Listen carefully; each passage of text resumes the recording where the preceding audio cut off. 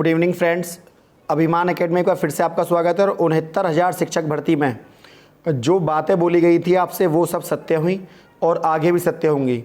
और प्रमाण के साथ मैंने आपसे पहले ही बोला था, कुछ बच्चे बीच में आगे कमेंट कर रहे थे, सर ये आपको इन्फॉर्मेशन कहाँ से मिली, कैसे मिली। सबसे पहले तो मैं आपके साथ प्रमाण शेयर करता हूँ कि प्रमाण क्या थे।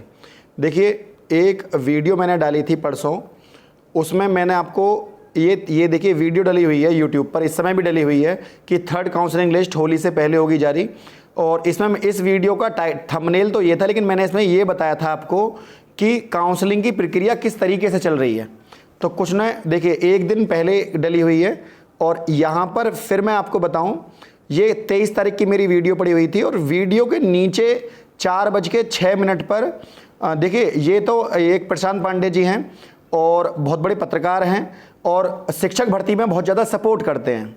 उन्होंने 4:16 पर कमेंट किया था कि 4,600 रिक्त पदों के आरक्षण के नियमों का पालन करते हुए भरा जाएगा, मेरिट लिस्ट में जल्द भरे जाएंगे पद। तो जब कुछ व्यक्ति विशेष ने ये कमेंट करे, तब थोड़ी विश्वसनीयता हुई इस बात पर कि जो सर बोल रहे हैं वो सत्य है। एक मैं कमेंट और दिखाता हूँ जो कि बहुत ही प्रतिष्ठित व्यक्ति हैं, चंद्रमणि शुक्ला जी। हमेशा शिक्षक भर्ती के सपोर्ट में रहे और हमारी बातों को उठाते भी हैं। लिखा हुआ है लगभग 5,000 पदों पर होगी भर्ती। देखिए कितने टाइमिंग देखिए इसकी क्या है, 4:18 का ट्वीट है ये, है ना। तो हर ट्वीट का आप टाइमिंग देखिए क्या है। और इन्होंने भी यही इस बात की पुष्टि की थी कि हाँ ये पद जो है टाइम से आएंगे। प्रशांत पांडे जी हैं, उन्होंने साफ साफ लिखा हुआ था कि यहाँ पर ऐसे ऐसे 4:43 पर, ठीक है। और यहाँ पर और जो हमने वीडियो डाली थी वो एक दिन पहले डाली थी इस पर, तो अभ्यर्थी प्रश्न चिन्ह उठा रहे थे। लेकिन जब व्यक्ति विशेष ने उसके ऊपर टिप्पणी करी तो अभ्यर्थियों को जाकर विश्वास हुआ कि जो बात सर बोल रहे हैं वो सच है, ठीक है। अब दूसरी बात सुनिए। अब दूसरी बात यह है कि जो अब क्योंकि मैंने बताया था कि 10,000 से ज़्यादा पद हैं, तो अभ्यर्थी कमेंट कर रहे थे कि सर ये जो पद हैं ये आपने तो 10,000 कहा, 4,000 पद क्यों हैं ये। देखिए, ये जो सीधा सीधा एक तरीके से आप कह सकते हैं कि गलत है, क्योंकि आप समझिए 1,000 प्लस पद तो एनओसी के खाली हैं, 3,700 कुछ पद जो हैं वो फर्स्ट काउंसलिंग में खाली थे, 2,250 पद जो हैं वो संशोधन वालों के खाली हैं, ठीक है। और ये इतने सारे पद, ठीक है ना, 22, ये देखिए कितने सारे पद खाली हैं।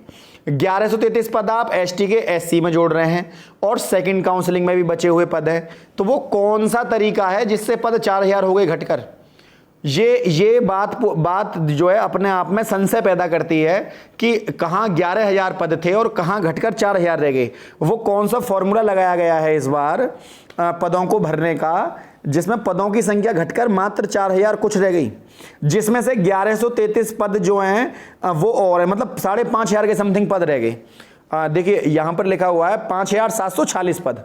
अब ये इतने सारे पदों के 5,746 पद रह गए, आप समझिए। और पद होने चाहिए इनके लगभग दुगने। तो ये बाकी जो पद हैं ये कहाँ हैं। देखिए, डाटा सरकार अब नहीं देगी, सरकार बाद में देगी, है ना।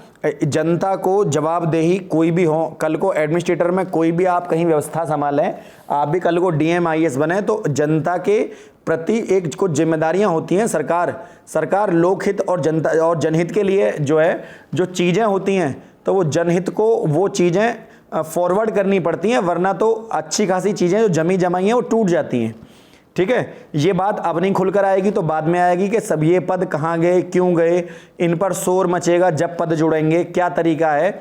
तो ये पता लग जाएगा अपने आप कि ये जो डाटा था ये इस तरीके से था, बाकी पद आपने किस तरीके से भर दिया है इनको। ये तरीका जो है पूछने लायक है और पूछा भी जाना चाहिए सरकार से, ठीक है ना। इंपॉर्टेंट बात यह है कि पद यहाँ पर एक तो ये नहीं भरे गए। देखिए, ये तो 69,000 शिक्षक भर्ती के पद हैं सरकार। दूसरा, सरकार ने आश्वासन दिया था पीएच कैटेगरी के पदों को जोड़ने के लिए। अब सरकार ने उसका कागज जो है वो माननीय बेसिक शिक्षा मंत्री जी ने अपने पास रखा कि हम इन पदों को जोड़ेंगे पीएच कैटेगरी के। उन पदों के बारे में कोई बात नहीं करी गई, जो कि बैकलॉग सीटों के पद थे। और 68,500 जो भर्ती थी उसके बैकलॉग सीटों के पद थे और वो दिव्यांगों की सीट दिव्यांगों में जुड़नी तय थी। तो दिव्यांगों के पद भी ना जुड़ना अपने आप में बड़ा गलत है। ये पद जो है जुड़ने चाहिए।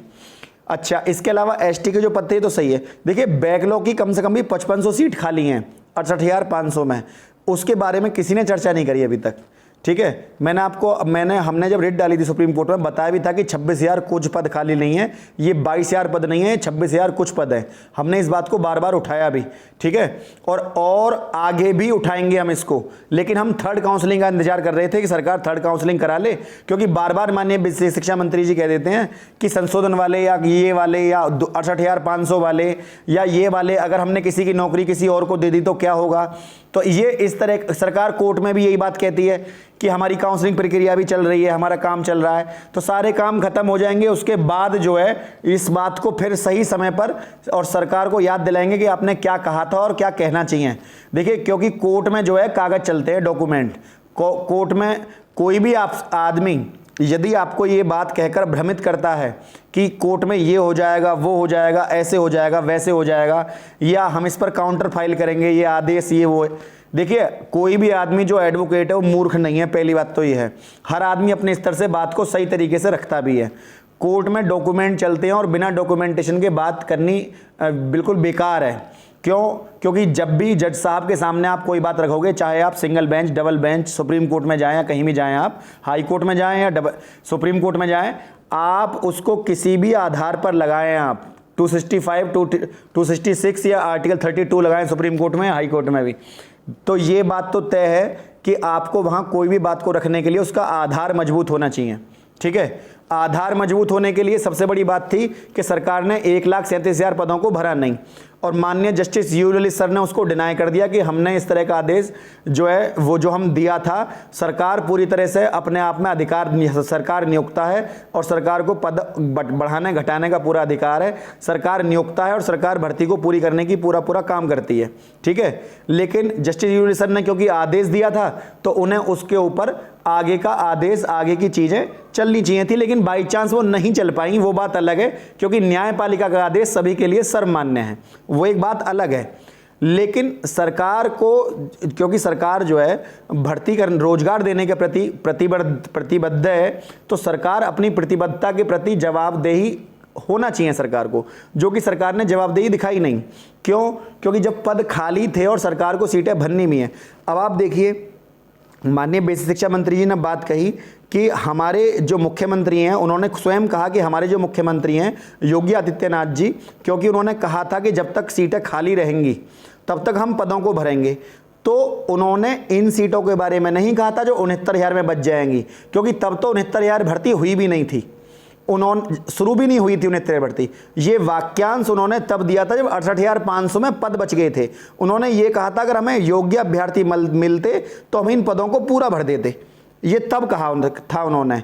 अब 69,000 भर्ती में जब योग्य अभ्यर्थी 70,000 फालतू एक्स्ट्रा हैं, भर्ती की मेरिट में से बाहर हैं, तो इतने 70,000 बच्चे, जो 70,000 1,40,000 अभ्यर्थी है, उसमें 70,000 को आपने 69,000 को पूरी को भी नौकरी नहीं दी है अभी, बाकी जो बचे हुए अभ्यर्थी हैं उनको भी नौकरी आपको देनी है।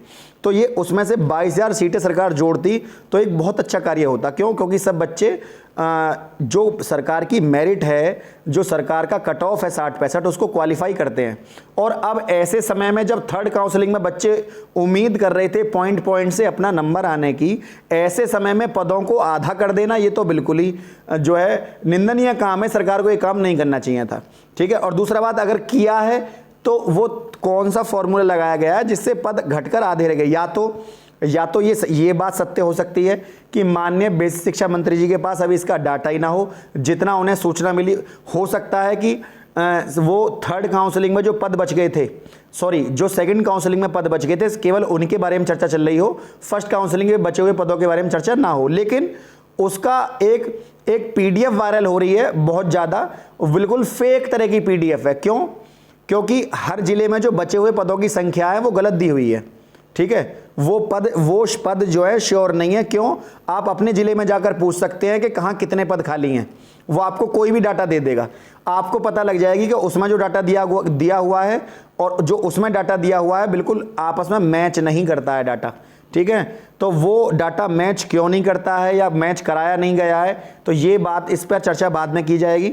लेकिन फिलहाल जो ये काम हुआ है क्योंकि ये पॉइंट पॉइंट से देखिए 11,000 सीटें अपने आप में, एक तो 22,000 सीटें नहीं जोड़ी सरकार ने अभी इसमें, प्लस जो 10 से 10,000 प्लस सीटों पर काउंसलिंग होनी थी, सरकार ने उस काउंसलिंग को भी अंजाम नहीं दिया पूरा।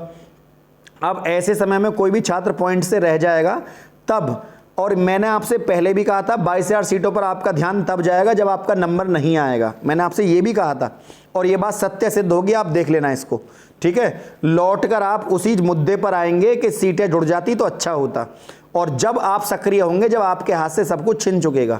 तो मेरे भाइयों 22,000 सीटों को जोड़ने के लिए प्रतिबद्धता अपनी जो है पूरी तरह से दिखाइए। सरकार जोड़ देगी इन पदों को यदि आपने मन से काम किया, और आपने मन से नाम, आपका ईमान थोड़ा सा भी हिला कि पद जुड़ेंगे या नहीं जुड़ेंगे, तो नहीं शब्द अपने दिमाग से निकाल दीजिए। क्यों? क्योंकि भोला प्रसाद शुक्ला वाला केस है, पदों को 6 महीने में भरना था। आनंद कुमार वाला केस है, 1,37,000 पदों को 2 कॉन्सिक्यूटिव वैकेंसीज में फिल करना था। दोनों आदेश अपने आप में लीगल अथॉरिटी रखते हैं, लीगल अधिकार रखते हैं कि वो पद जुड़ें। कोर्ट की अवमानना है, सीधे सीधे सरकार को पूरा करना चाहिए, ठीक है। वो सरकार भले ही नियुक्ता हो, सरकार जब पद को घटा सकती है, सीधी सी बात है, सरकार पदों को बढ़ा भी तो सकती है। सरकार पद को घटा रही है तो बढ़ाने का अधिकार भी सरकार को ही है, और इलेक्शन के टाइम पर सरकार ये काम करेगी भी, लेकिन करेगी तब जब सरकार को लगेगा कि ये काम करने लायक है भी। अभी सरकार की नॉलेज में ही जितने भी अभ्यर्थी 22,000 सीटों से जुड़े हुए हैं, वो सरकार को अभी वोट बैंक नज़र नहीं आ रहे। सरकार को जब वो 22,000 सीटों के वोट बैंक नज़र आएगा तो सरकार उस पदों को जोड़ेगी। क्यों? देखिए, अपनी बात को रखने का तरीका होता है, तो अपनी बात को जब सही तरीके से रखा जाएगा तो वो बेहतर है। जो सरकार कर रही है करने दो। 1 मिनट से सिंपल सी बात मैं कहना चाहूँगा, आप निवेदन करिए, ठीक है। निवेदन ही आप कर सकते हैं, इससे ज़्यादा कुछ कर भी नहीं सकते। क्यों? क्योंकि आप ये इंतजार करें कि अगली भर्ती आएगी, अगली सरकार आएगी, तो आप अगली सरकारों से ये उम्मीद रखें कि आकर कोई आदमी 22,000 सीटों को जोड़कर नौकरी देगा, तो आप दिमाग से निकाल दीजिए। हर सरकार के अपने अपने प्रोपागेंडा होते हैं, वो उन पर काम करते हैं। कोई नई सरकार पुरानी भर्ती पर काम नहीं करती, ठीक है। तो फिलहाल वर्तमान में इन सीटों को जुड़ाने का प्रयास करिएगा। नई गवर्नमेंट जब आएगी तो उसके नए नए काम भी होंगे। वो पुरानी सरकार के कामों को, अधूरे कामों को पूरा क्यों करेगी सरकार? तो अभी यही समय है कि अपनी ही सरकार मानते हुए अपने तरीके से इस काम को कराइए।